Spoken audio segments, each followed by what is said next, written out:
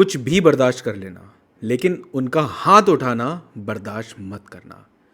एक बार अगर आपने वो बर्दाश्त कर लिया तो वो हर बार उठेगा, और आप ही की गलती की वजह से उठेगा, क्योंकि पहली बार में आपने करारा जवाब नहीं दिया। इसीलिए अगर आप एक ऐसे रिलेशनशिप में हैं, एक ऐसे रिश्ते में हैं जहाँ पे फिजिकल वायलेंस, फिजिकल अब्यूज़ बहुत नॉर्मल हो चुका है, तो I am sorry to tell you, but you are in a wrong relationship. आप एक गलत रिश्ते में हैं और आपको किसी भी कीमत पर इसका फैसला लेना पड़ेगा।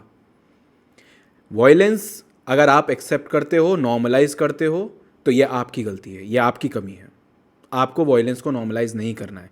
पार्टनर का हाथ उठा देना, मतलब मैं ये नहीं कह रहा हंसी मजाक में, अगर हंसी मजाक में भी एक इंसान तेज़ उठा रहा है तो गलत है, और वैसे तेज़ उठा रहा है तो और भी ज़्यादा गलत है।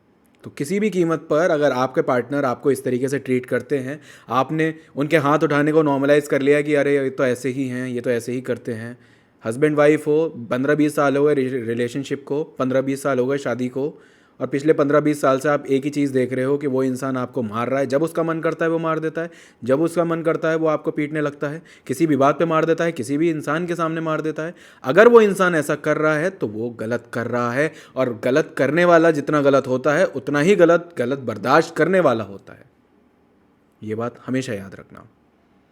अगर वो इंसान गलत कर रहा है, अगर वो इंसान हाथ उठा रहा है, थप्पड़ मार रहा है, पीट रहा है, गाली दे रहा है, बदतमीज़ी कर रहा है, और ये काम वो अकेले भी कर रहा है, चाहे वो अकेले कर रहा हो चाहे वो सरेआम कर रहा हो, अगर वो कर रहा है तो वो गलत कर रहा है, और आपको पूरा हक है उस रिश्ते से बाहर आने का। क्योंकि बहुत से लोग मैंने देखे हैं फिजिकल अब्यूज़ को नॉर्मलाइज कर देते हैं और सारी ज़िंदगी पिटते रहते हैं, और एक पॉइंट पे आके ऐसे हो जाते हैं कि भाई ये तो ऐसे ही हैं, मैंने तो एक्सेप्ट कर लिया, ठीक है। वैसे बहुत प्यार करते हैं, लेकिन गुस्सा आता है तो थप्पड़ भी बहुत ज़ोर से मारते हैं। ये बर्दाश्त नहीं करना, कभी भी ये बर्दाश्त नहीं करना, चाहे कोई भी हो, कितना भी पुराना रिश्ता हो, कितना भी नया रिश्ता हो। आज के आज ये फैसला लो, अगर ये आज हुआ है तो आज के आज ये फैसला लो कि भाई मुझे आपके साथ नहीं रहना। मैं नहीं कह रहा पलट के किसी को थप्पड़ मारो, किसी को गाली दो, किसी को धक्का दो, किसी को किसी हथियार से मारो, किसी चीज़ से मारो, किसी टूल से मारो, किसी वेपन से मारो। I am not asking you to do it, I am just saying leave that house. उसी वक्त वो घर छोड़ दो, उसी वक्त वो रिश्ते से बाहर निकल जाओ। क्योंकि उसका सबसे बड़ा रीज़न ये है कि आज आपके साथ ऐसा हो रहा है, कल को जब ये रिश्ता आगे बढ़ता है, बच्चे होते हैं, बच्चे भी यही देखेंगे।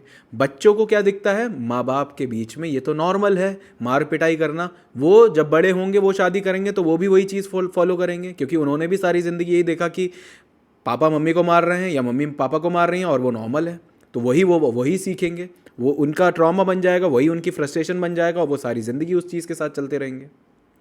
और उसी तरीके से ये जनरेशनल कॉपी चलता रहेगा, आगे बढ़ता रहेगा, फॉरवर्ड होता रहेगा।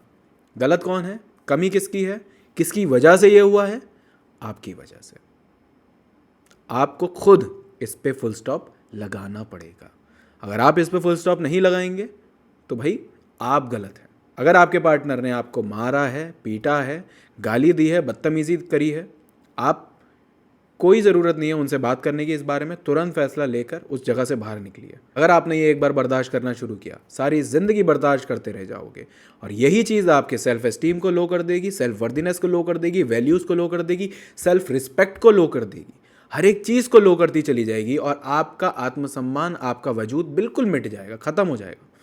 आप अपनी ही नज़रों में पूरी तरीके से गिर जाएंगे, और सारी ज़िंदगी कोसते रह जाएंगे कि क्यों उस पहले थप्पड़ का जवाब नहीं दिया, क्यों उस पहले थप्पड़ पर रिएक्शन नहीं दिया, क्यों सारी ज़िंदगी बर्दाश्त करते हुए आए, क्यों आज बच्चे बेचारे ये सब सीख रहे हैं और यही सब फॉरवर्ड कर रहे हैं, कैरी फॉरवर्ड कर रहे हैं। आप बच्चों को सिखाने भी जाएंगे ना कि बेटा ये नहीं करना, तो वो भी यही कहेंगे आपसे कि आपने भी तो यही किया है। मैं कर रहा हूँ तो मैं गलत कैसे हूँ, आप कर रहे थे तो आप सही कैसे थे। आपका बच्चा आपको पलट के जवाब दे देगा। तो अपने लिए, चाहे अपने बच्चों के लिए, ऐसे ही रिश्ते चुनो जहाँ पे आपको अपने लिए, चाहे अपने बच्चों के लिए, ऐसे ही रिश्ते चुनो जहाँ पे आपको पूरा सम्मान मिले, पूरी इज्जत मिले, इज्जत में कोई कमी ना हो। अगर इज्जत नहीं है उस रिश्ते में तो कोई ज़रूरत नहीं है उस रिश्ते में रहने की। फ़िलहाल के लिए मैं इतना ही कहना चाहता हूँ। अगर आप किसी भी तरीके की रिलेशनशिप प्रॉब्लम्स से गुजर रहे हैं, जूझ रहे हैं, परेशान हैं, आप मुझसे बात कर सकते हैं। मेरी वेबसाइट पे जाइए anubhavagarwal.com, वहाँ पे आप मेरा सेशन बुक कर सकते हैं और आप मुझसे बात कर सकते हैं। I will give you 100% solution to any of your problem. किसी भी प्रॉब्लम का मैं आपको 100% सॉल्यूशन दे सकता हूँ, because I am a life coach और मैं पिछले 8 साल से लोगों की हेल्प कर रहा हूँ उनके रिलेशनशिप्स को बेटर बनाने में। अगर ये वीडियो पसंद आई तो प्लीज़ इस वीडियो को शेयर ज़रूर करिएगा, ऐसे लोगों तक पहुँचाइएगा जो इस तरीके की प्रॉब्लम से गुजर रहे हैं और जिन्हें ये सुनने की बहुत ज़रूरत है।